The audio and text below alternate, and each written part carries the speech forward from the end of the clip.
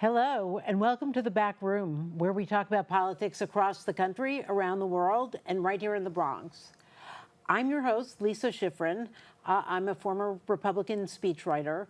David Eisenbach, presidential historian.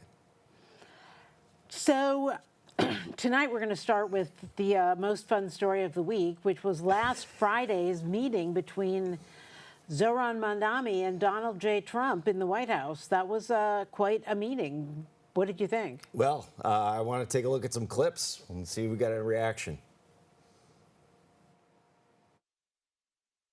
And I wanted to congratulate the mayor. He really ran an incredible race against, a lot of smart people. And I think you're going to have, hopefully, a really great mayor. The better he does, the happier I am, I will say. There's no difference in party. There's no difference in anything. And we're going to be helping him to make everybody's dream come true. The meeting with the president, and as he said, it was a productive meeting focused on a place of shared admiration and love, which is New York City. Would you feel comfortable living in New York City under a Mamdani administration? Yeah, I would. I really would. Especially after the meeting. Absolutely. And what makes you comfortable? We agree on a lot more than I would have thought. And I want to clarify if your answer. I don't know. I'm a little uncomfortable at the love fest. Well, yeah, I mean, when you saw that, what were you thinking? I was thinking gross. I was thinking yuck. I was thinking, Donald Trump, what the hell are you doing? Yeah. Well, I think Donald Trump loves a winner. And Zohran was a winner. There's no question about it. I think there's a little layer of strategy in there. I think he wants to be on the right side of this going in because when things go bad, he doesn't want to take the blame. And I think that he's going to send in ICE. He's discussed that. We'll see if he withholds money. There was no indication of withholding money. No, there was none. In fact, it felt like just the opposite, that they found commonality on a number of issues. Crime is one of them. Affordability is another. And that, they do share a love of New York City. I mean, who's more New York than Donald Trump? And here we have the new mayor who just won. And Donald Trump likes being on the right side, which for him is the winning side. And that's why he brought on this love fest. I think as things go along, I am not so confident that Zohran Mamdani is going to be good for public safety. I think he's going to put the social workers in and take the police out. I think even though he's retained Jessica Tisch, I have no confidence that he's going to actually retain the policies that keep crime down in the city. Bill de Blasio certainly did not. And I can't imagine that that the Democratic Socialists are going to let him. So I think he will not be a winner for much longer. Well, it's interesting. He seems to be moving away from the Democratic Socialists. They helped him get elected, but when it comes to Hakeem Jeffries, he's endorsed and supported him. So I think there's a lot of disappointment already on the part of the DSA. Well, that's good. The more disappointment on the part of the DSA, the better off we are. Let's take a look at another clip. I expect to be helping him, not hurting him. A big help. Do you think you're standing next to a jihadist right now in the Oval Office? No, I don't. And I've been called much worse than a despot, so it's not that insulting. Maybe I think he'll change his mind after we get to working together. He said a lot of my voters actually voted for him, and I'm okay with that. Some of his ideas really are the same ideas that I have. But a big thing on cost, the new word is affordability. Another word is just groceries. It's sort of an old-fashioned word. Well, what do you think of that? Well, it's not a new word. Many politicians, including myself, have been screaming about affordability for many years. It seems to be new to Trump because he's seeing the polling numbers, and now Democrats and Republicans are fed up with a system that has neglected the middle class. And that's what Zohran won on, the question of affordability. And while he was talking about it, the other candidates weren't.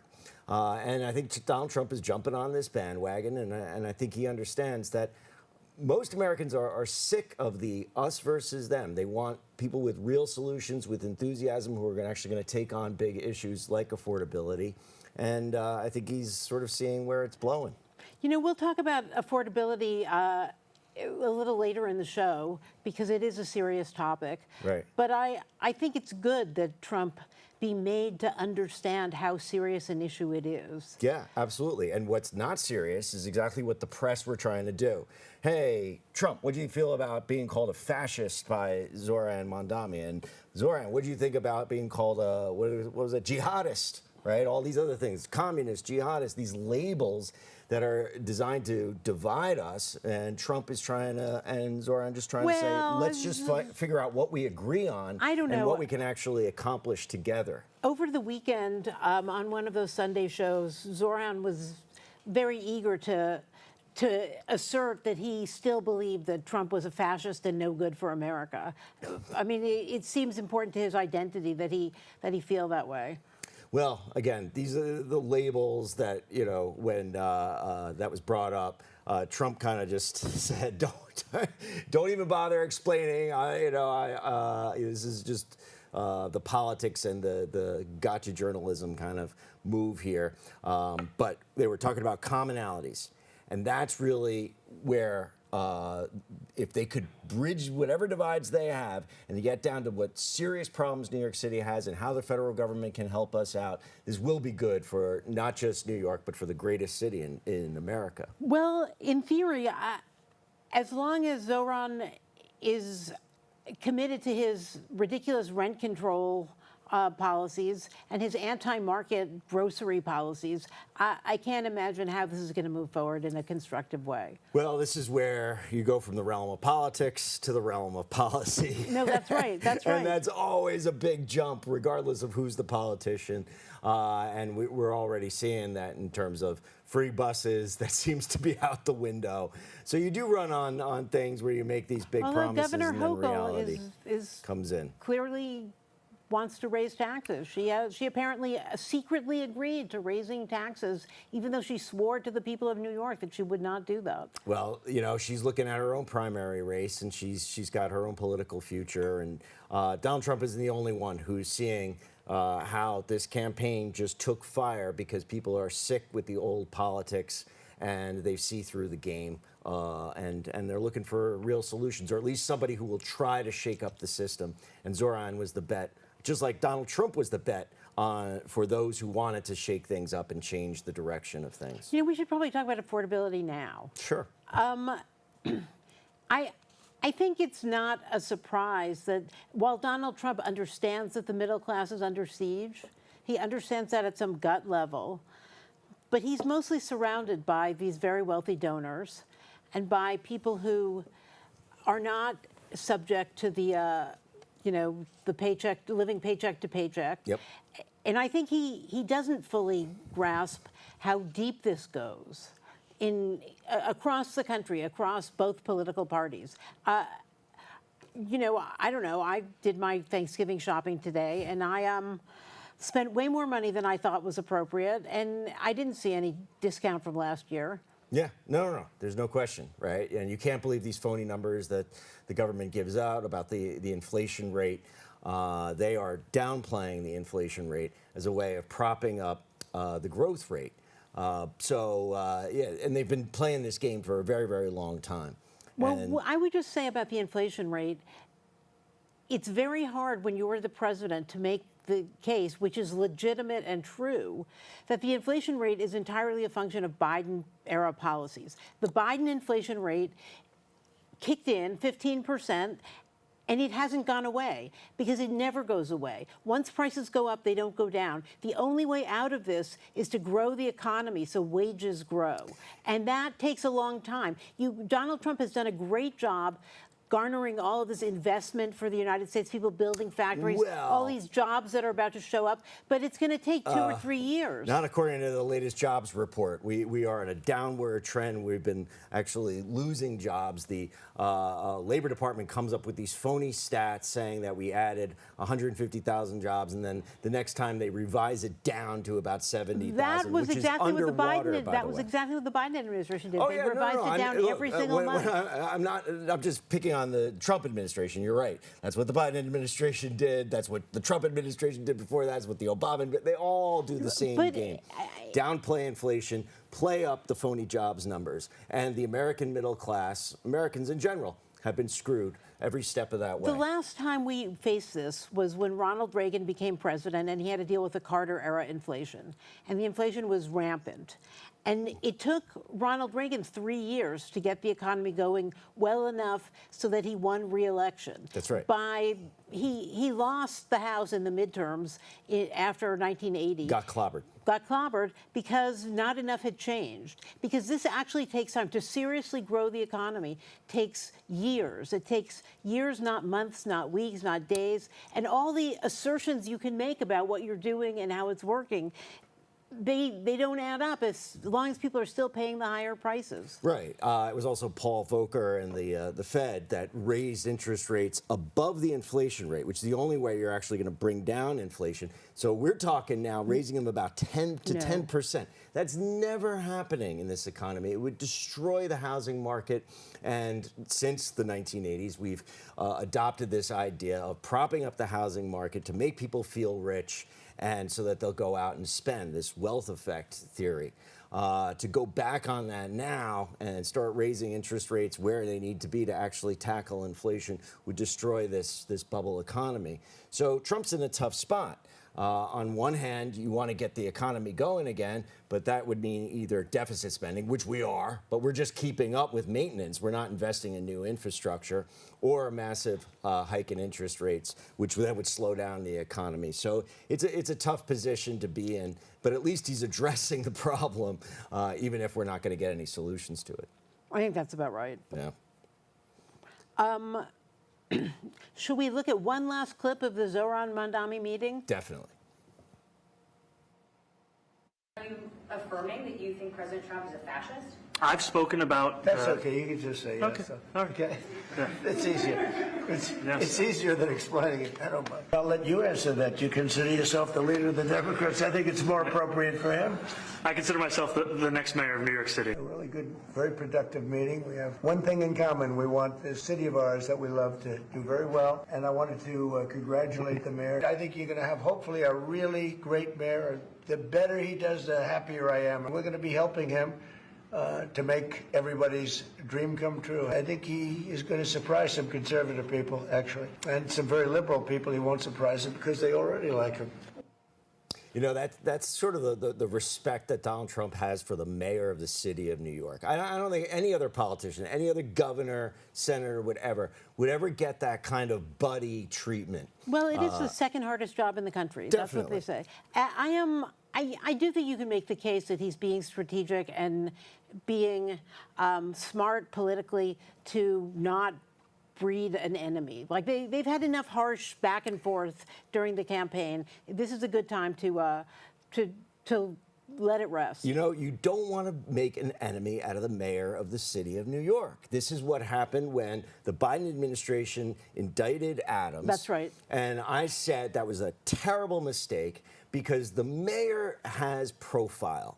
And then he can use his soapbox to go after you. And that really hurt Joe Biden, particularly with the black community, because it was as if they were going after one of their success stories. Well, that's clearly what they did. And it was never 100% clear why they chose to do that. Well, because Adams was calling out the Biden administration for the migrant crisis and saying, I need help here. If you guys are not going to secure the border, I need help from the federal government. No, and the right. Biden administration was in denial the whole time. And meanwhile, Adams was dealing with a major crisis. And so he was calling out the Biden administration, and they knew they couldn't call him racist for bringing it up, which they could do to all these other politicians. So how do they respond? Boom, they slapped that BS indictment over campaign finance violations, which, if you're in New York City politics, you have had campaign finance violations, believe me. And on that note, we're going to go to a public service announcement. Please stick with us, and we'll be right back.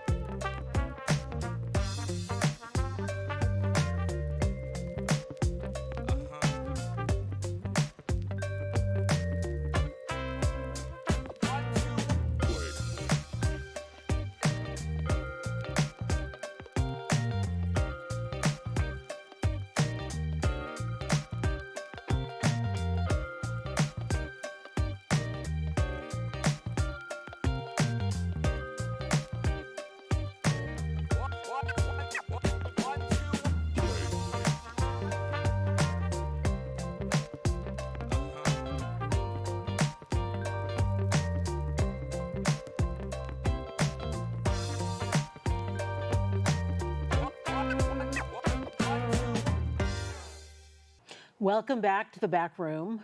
Last week, the unique and fabulous Marjorie Taylor Greene announced that she was resigning from Congress and leaving politics altogether because she was upset that Donald Trump had been mean to her.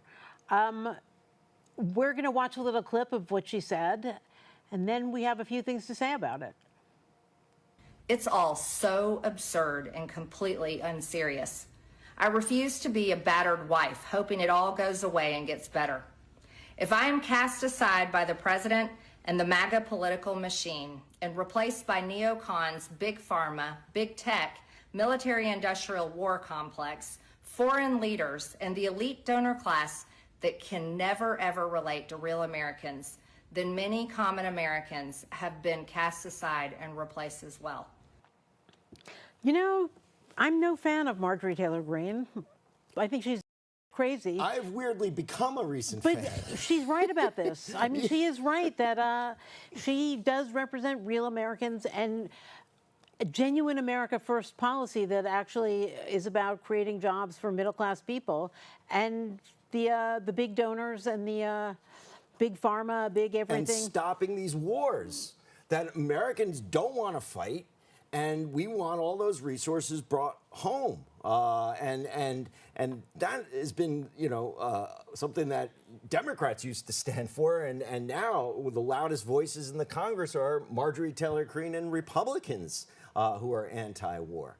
And then not only that, she was right behind the Jeffrey Epstein files argument, and that is where she seems to have crossed some line. No, it's true. Trump seems extremely sensitive about the Jeffrey Epstein files, even though it looks as if he's not named in any problematic way. If you believe that, Lisa. I do believe that. Then what's with all the hoopla? Why did they stop this in the Congress, then shut down the Congress, not reopen the Congress, delay swearing in a new representative to avoid the discharge petition? You know what I believe? I believe that if is- there was anything really, really problematic about Donald Trump's sexual behavior with Jeffrey Epstein's stable there, the Biden administration would have released it without question. Except there was going to be blowback, and there was connections to deep state issues and intelligence agencies.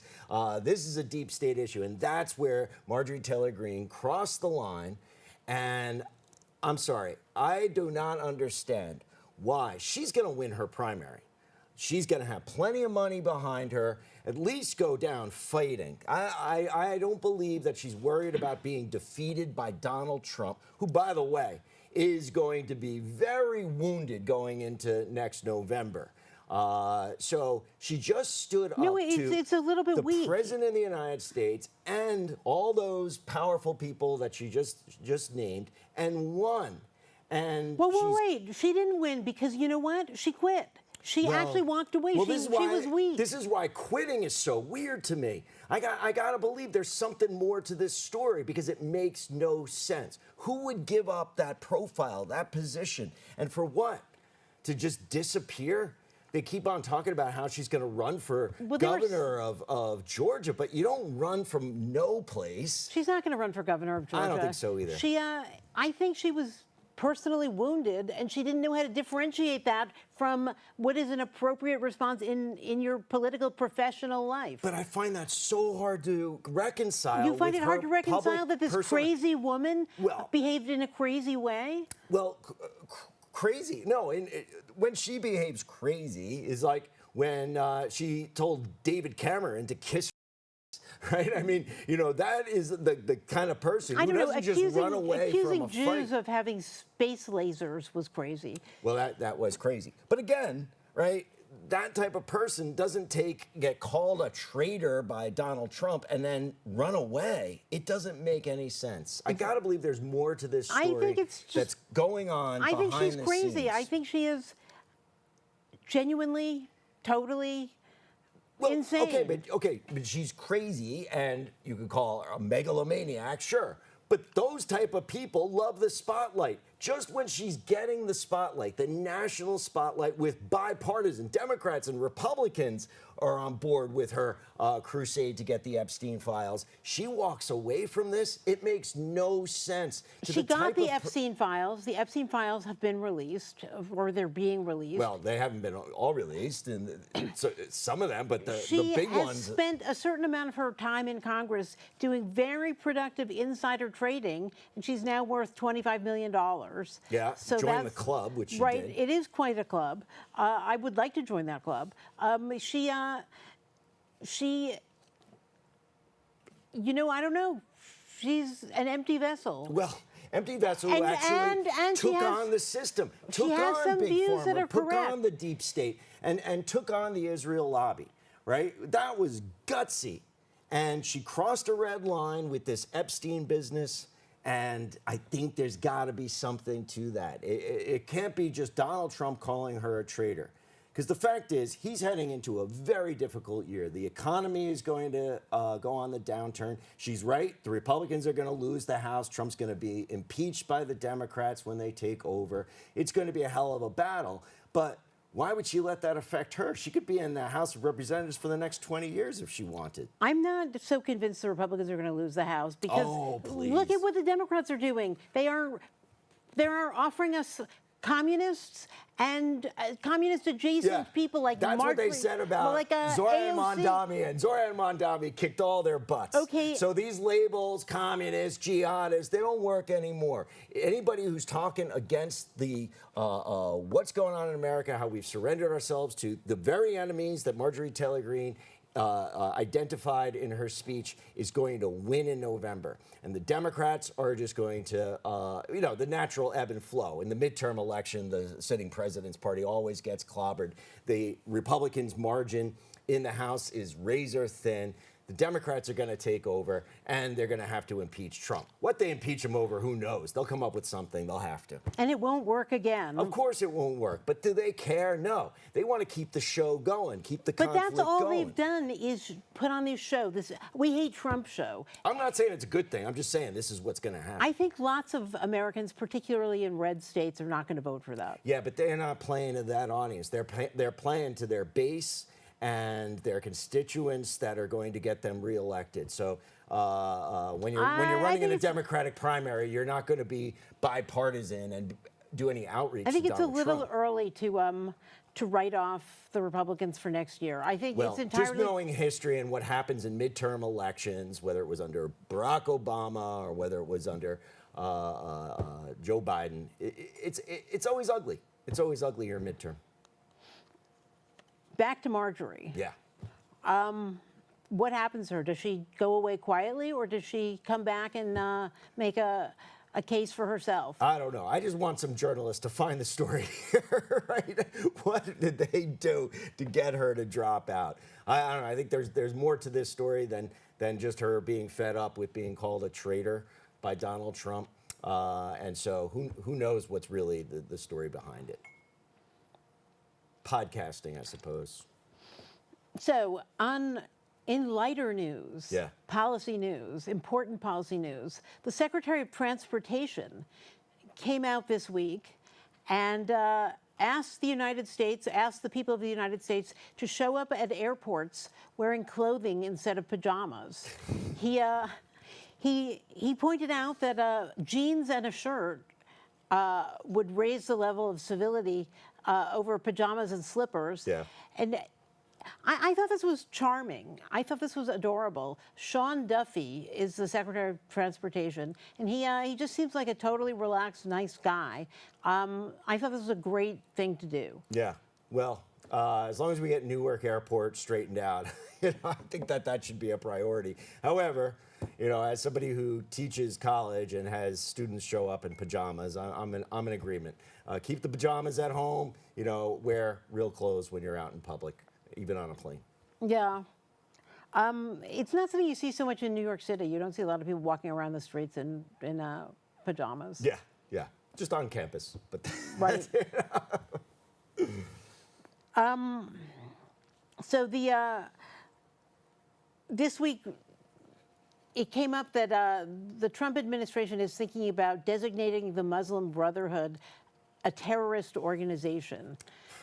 This strikes me as long overdue and very smart. Yeah, but totally irrelevant. This is Not irrelevant. The Trump administration is so lost right now. They are all over the place. I think that's true. I think they're scattered. They are scattered all over the place. I think the Muslim Brotherhood is a direct threat to the United States. Yeah, the Muslim Brotherhood has been a direct threat to the United States since the 1990s. Now we're just getting on board with this right now. I mean, this is a joke.